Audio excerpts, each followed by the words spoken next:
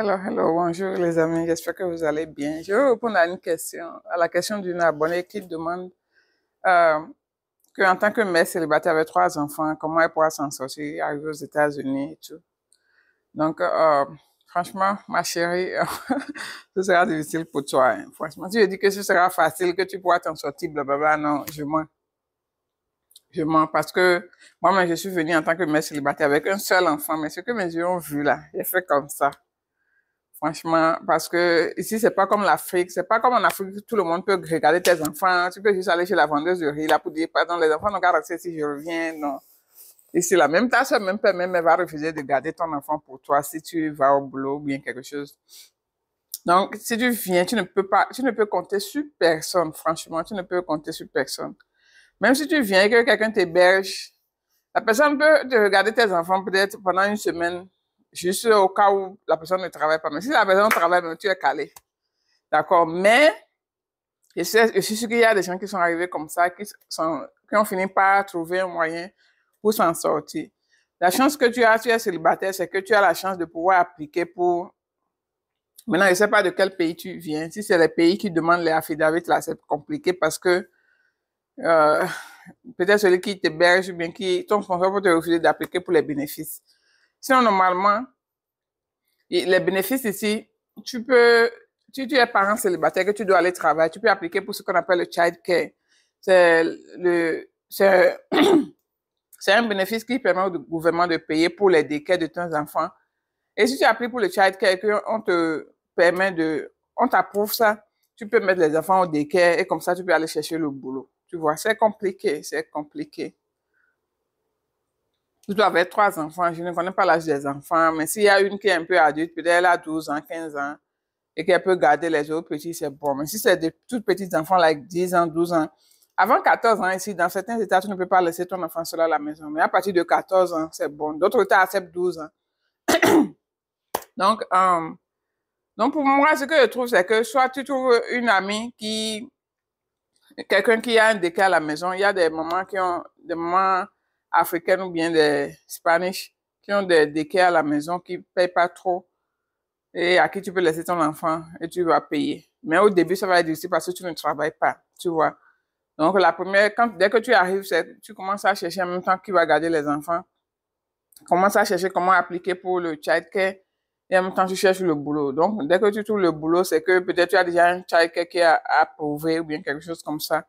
Et tu peux commencer à amener les enfants au daycare et aller travailler. Tu ne peux pas travailler beaucoup, comme les gens qui n'ont pas d'enfants, qui travaillent deux boulots, tout ça là. Tu ne peux pas parce que tu dois garder les enfants. Et sinon, tu ne peux pas laisser tes enfants à la maison seuls. Tu seras dans les problèmes. Donc, c'est ce que je peux dire, mais je suis sûre que tu pourras t'en sortir. Moi, les difficultés que j'ai eues, d'abord, j'ai eu la chance, la première personne chez qui j'étais arrivée, elle était coiffeuse. Donc, et mon enfant avait commencé l'école, il avait déjà l'âge de l'école. Donc, parce que ici, c'est au minimum, c'est 5 ans pour commencer l'école. Donc, il a commencé l'école et il allait dans la même école que la dame chez qui j'étais.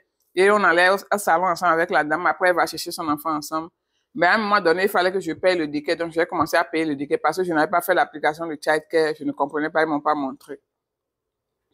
Donc, après, quand j'ai quitté là-bas, la seconde personne chez qui je suis restée, euh, je, à ce moment, dès que je suis arrivée chez eux, ils m'ont aidé à appliquer pour le childcare. Donc, on a trouvé un décret pas loin de la maison où je laissais l'enfant pour aller au boulot. Et jusqu'à j'ai déménagé de chez eux. Après, j'ai déménagé. Et finalement, quand j'ai commencé à travailler deux boulots, ils m'ont coupé le childcare. Parce que si tu travailles beaucoup, on te coupe. Mais toi, tu as trois enfants. Donc, c'est que tu dois gagner vraiment beaucoup avant qu'on te coupe le childcare. Si les trois enfants sont qualifiés pour le childcare, tu es bon. Maintenant, l'État ne coupe pas 100%. Il coupe peut-être 80%. Toi-même, tu vas payer les 20% selon ton salaire et tout, selon l'État et tout et tout. Chaque État, ils ont des systèmes différents. Peut-être il y a des États qui couvrent 100%, je ne sais pas. Maintenant, quand ils m'ont coupé mon chèque, maintenant, comment je vais faire? Je ne pourrais pas payer parce que c'est devenu comme 200, $300 par mois. Je ne pouvais pas payer. Donc, une amie connaissait une dame qui a des quais à la maison. Elle charge 2 dollars par heure. Vous voyez, donc l'enfant reste à l'école et heureusement, les enfants de la dame allaient dans la même école que mon fils. Donc la dame, quand elle va prendre ses enfants, elle prend aussi mon fils.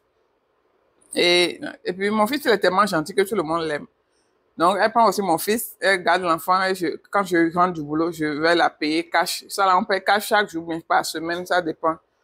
Donc, c'est comme ça que j'ai géré. Mais je suis sûre que tu vas trouver un moyen, tu vas gérer. Plus les enfants grandissent, plus ça devient plus facile. Donc, c'est pas facile, mais dès que tu seras dans le pays, tu vas trouver un moyen. Les gens trouvent toujours un moyen pour les enfants. Ou soit tu es obligé de prendre un boulot où tu travailles, quand les enfants sont à l'école, tu finis dès qu'ils ont fini l'école. Tu vois, peut-être tu es obligé de travailler de 8 h à 15 h, par exemple. Il y a d'autres écoles qui ont des after school. Il faut regarder tout ça avant d'inscrire tes enfants à l'école. Et l'école ici, c'est gratuit, d'accord? Les after school, c'est des programmes où quand l'enfant finit l'école, il reste là-bas. Je suppose que l'école finit à 15 h. L'enfant ira rester dans l'école, dans le child care after school, là, peut-être de 15 h à 18 h, bien 17 h comme ça, mais tu payes. Au moment où mon fils allait à after school dans son école, je pense que je payais comme, j'ai oublié, mais c'était comme 10 $ par jour, quelque chose comme ça. Mais c'est vrai que l'argent s'accumule vite quand même. Ça me coûtait environ 50-60 $ par semaine. Mais c'était bon, ça m'aidait. Je n'avais plus à penser à qui va le prendre, qui va le faire. Mon boulot était loin de l'école.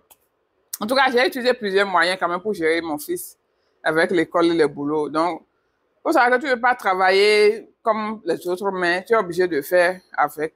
D'accord? C'est un peu comme ça. Maintenant, si l'un de tes enfants est un peu grand, par exemple, s'il y a une qui a 12 ans, 14 ans, que tes enfants sont bien éduqués, ils ne sont pas agités, ils ne crient pas jusqu'à les voisins sauront que les enfants sont seuls à la maison, tu peux laisser celle qui est un peu plus âgée, bien celui qui, je ne sais pas pourquoi il dit seul. Hein.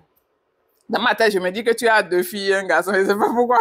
Mais celui-ci, l'adulte peut rester avec les petits-enfants et tu vas faire les boulots peut-être de 22 h à 3 h ou bien à 5 h du matin, comme les trucs d'Amazon, là, et tu reviens vite pour les apporter pour l'école, les trucs comme ça. J'ai fait tous les gymnastiques, là, d'accord? J'avais fait 2 boulots, 3 boulots, donc je ne fais plus ça. Je suis seulement dans l'armée maintenant, je suis en paix, à part la grâce de Dieu, franchement. Mais parfois, je me rappelle des tracasseries que j'ai fait faire à mon enfant et parfois, j'ai envie de pleurer. Mais avec la grâce de Dieu, tout s'est bien passé. Il est grand maintenant, je n'ai plus à m'inquiéter. Bientôt, il aura 14 ans, je suis en paix. Like. C'est comme ça. Donc, j'espère que tu vas trouver une solution. Mais il ne faut pas que ça là, te bloque de venir aux États-Unis parce que, franchement, les enfants ne vont pas être une charge financière pour toi, à part le déquet, je te jure. Parce que l'école, c'est gratuit. On leur donne à manger à l'école, on leur donne tout. Tu n'achètes pas beaucoup de fournitures. À part les sacs à dos, là, tu n'achètes rien. Donc, les fournitures, les cahiers, les livres, là, on les donne tout à l'école. Donc, tu n'as même pas besoin. À part sac à dos, crayons et habits qu'ils vont porter pour aller à l'école, là, tu n'as même pas de problème.